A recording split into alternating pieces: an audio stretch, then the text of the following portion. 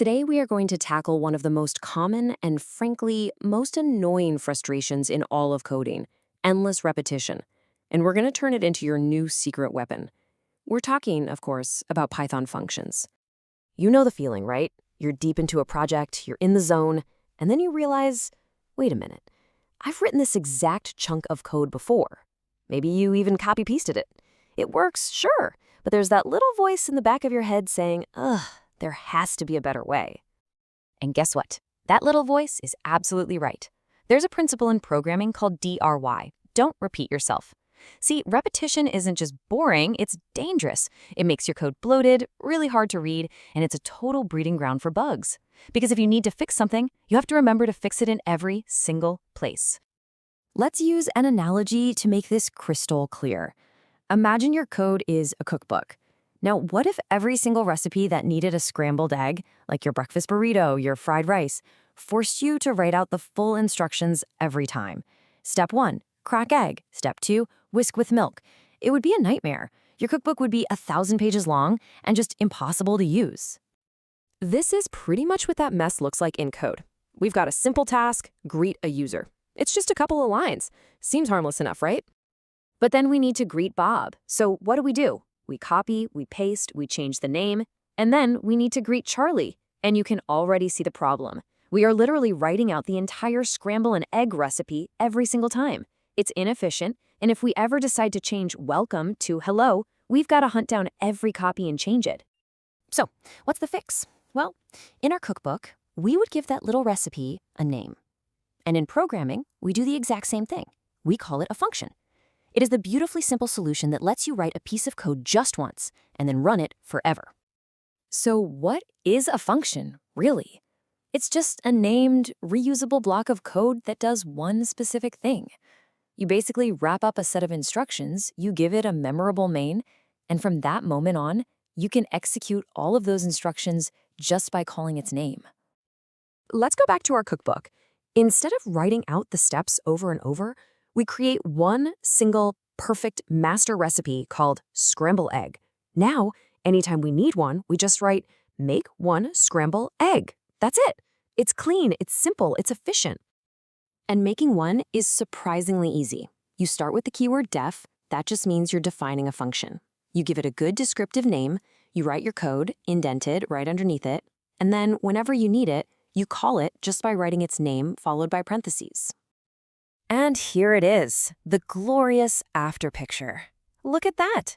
We define our greet user logic in one single central place. Now, instead of that ugly repetition, we just call the function when we need it. Problem solved. But wait, there's more. We can take this to a whole other level. I mean, what good is a recipe that always makes the exact same dish every single time? To make our functions truly powerful, we need a way to add our own custom ingredients. You see, our first function was a bit static. It did the same thing every time. What we really want is a dynamic function, one that can adapt. And we do this by adding something called a parameter, like name, right there inside the parentheses. Think of it like a placeholder. Now we can cast in any name we want when we call the function.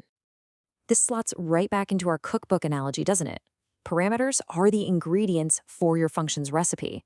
Your scramble egg function could take parameters like number of eggs or a boolean for add cheese. The core instructions stay the same, but the final dish gets customized by the ingredients you hand it. Okay, so our function can take ingredients in, but what if it needs to hand us the finished dish back? Sometimes you don't want a function to just do something, like print to the screen. You want it to produce a result that you can capture and use later on. And that is the job of the return keyword. This is a perfect example. Check it out. The create greeting function takes a name as an ingredient, and it builds a nice greeting string. But instead of just printing it out, it uses return to hand that finished string back to us. We can then catch that result and store it in a variable. This is so incredibly powerful. All right, let's zoom out for a moment. We've been looking at the mechanics, the def keyword, parameters, return, but the real power here isn't just in those details. This is about a fundamental shift in how you build software. And this right here is the big aha moment. Using functions isn't just some clever trick to type less.